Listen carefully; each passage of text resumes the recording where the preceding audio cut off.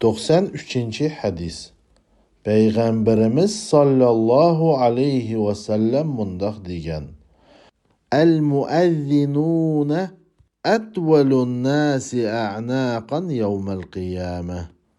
Qiyamet günü ezen çakırdıgan muezzinlerinin boyunu hemmisidin egiz boludu.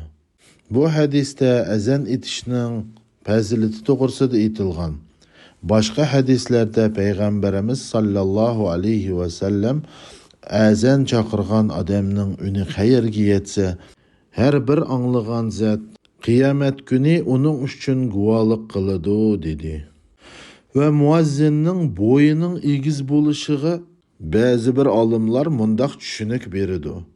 Qiyamet günü her bir adam özünün təridi çöküdü ve muazzinlarga bu boyunun egiz buluşu şu çağda payda keltirdi deydi.